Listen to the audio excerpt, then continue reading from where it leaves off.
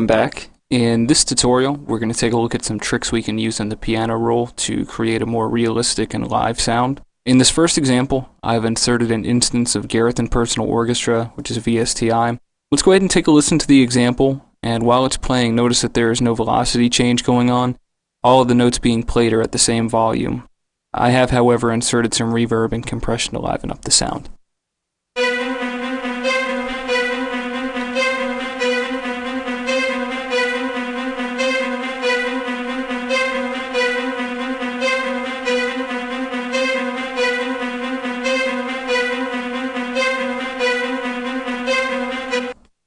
You can see that this doesn't create such a convincing live sound. One of the biggest challenges is trying to humanize the sound when working with sample synths.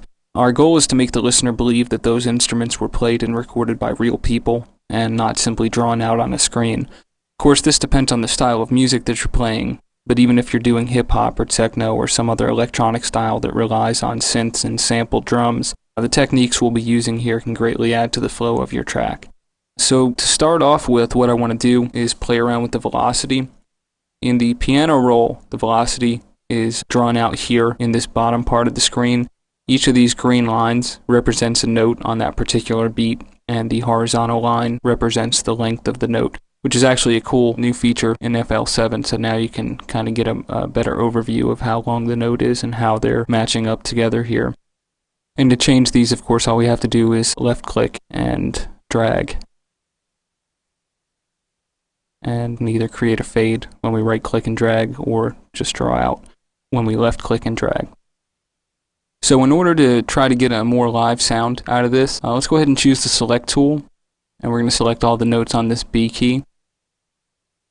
And then we're just going to go through and individually change the velocity. Actually, why don't we do this? I'm going to right click and drag down. We'll do that on each of these, on each 4 notes, all the way across. You know, the reason we're doing this is so that we can work with notes individually. Then what we'll do is select the C, and this time right click in the bottom left hand corner and drag up. We'll kind of create a neat little dynamic back and forth. What we can do to add an accent, we'll go ahead and put this last C up. And then we'll go ahead and do that for the other notes here. Bring these down a little bit. So let's go ahead and take a listen to that and see where we're at.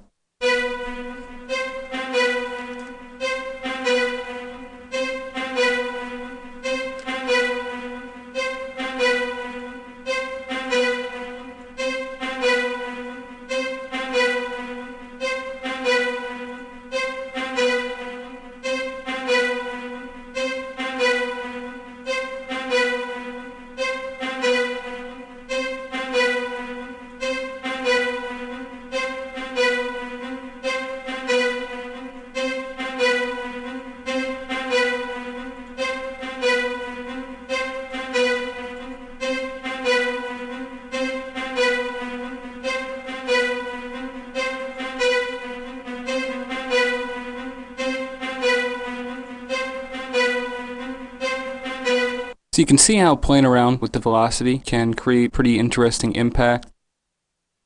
With this, what I want to do is go ahead and add some notes down here on this lower C to give it maybe more of a kind of an accent or something.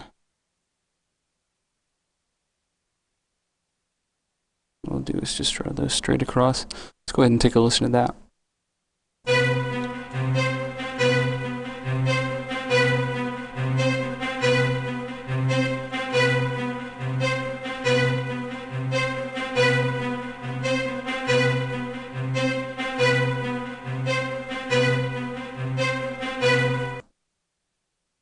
That sounds a little bit better. One thing also that we can do to get a more live sound out of this is to go up here and select None on the snap selector, and then just go through and draw out the lengths of some of these notes. I'm just going to randomly go through here and do this. But of course, for your own project, you would want to, take the time to figure out what notes need to be worked on. But what this can do, and we can also move these around a little bit, just slightly. The reason that we're doing this is that, of course, a real instrument player is not going to be as on time as a machine, and each note is not going to be as long as the last. So this just kind of helps to humanize the sound. And it's not necessarily going to be anything that you're going to notice that's going to really stick out, but I guess that's kind of the point. You don't want the listener to say, wow, that really sounds live, or wow, that really sounds like a machine. They don't need to think about it. They just need to listen to the song.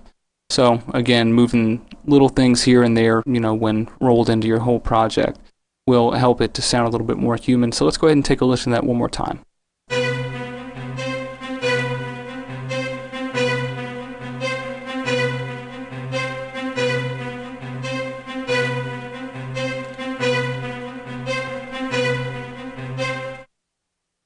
Also, one more thing to keep in mind is down here in this bottom left-hand corner of the lower part of the screen, if you right or left click, you also have the options for panning.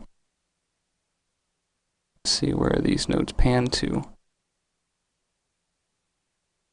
We could also make sure to pan the notes where we need to.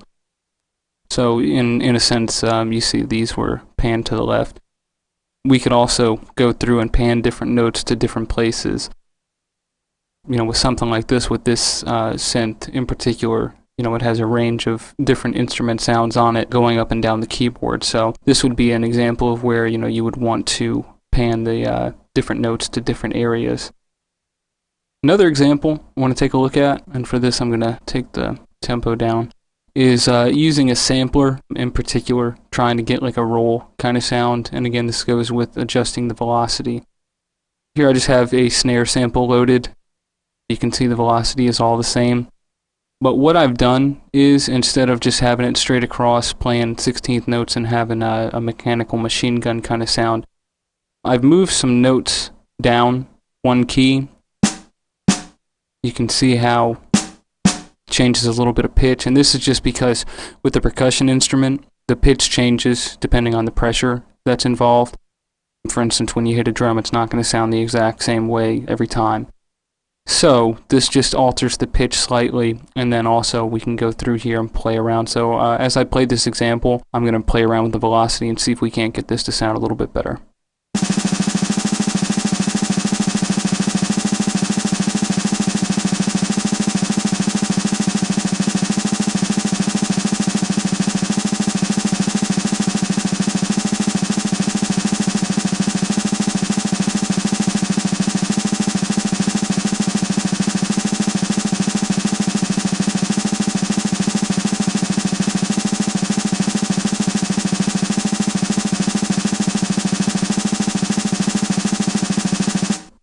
Another thing to keep in mind when you're doing this, anytime you're trying to do a roll or doing any kind of drum stuff, keep in mind that most drummers are right-handed, and so when you're trying to emulate a drummer, they're usually going to start a roll on their right hand, and so that's going to be their dominant hand, that's going to be their stronger hand.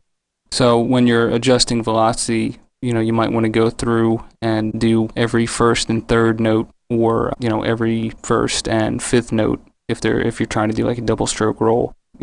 Bring the velocity up on that, because again, with most drummers being right-handed, they're going to start off with their right hand, and that right hand note is usually going to be the louder note.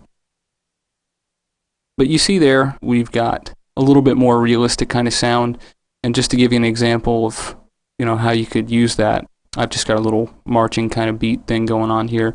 Just take a listen to this.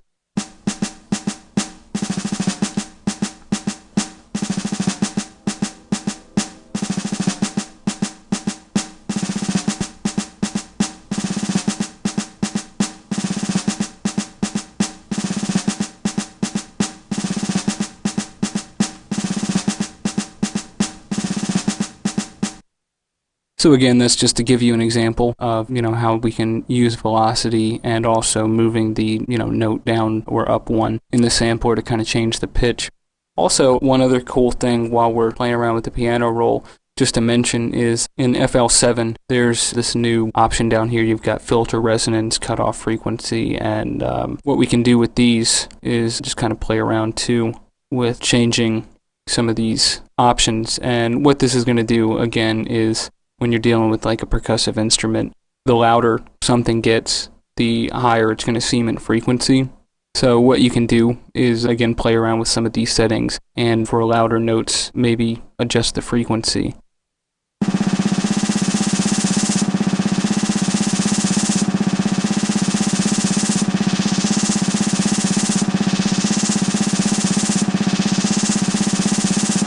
So again, those are just some things that you can play around with. But in the end, it's all going to come down to the style of music that you're doing and to the samples that you're using, stuff like that. But, feel free to play around with it and experiment with different settings. And the nice thing about FL7 and using the select tool here is you do have the option to work with notes individually, so you can go through and affect each note as you need to instead of having to do the whole track or the whole sample. So feel free to experiment with things and remember to use the options that are available to you, and I'll see you in the next tutorial.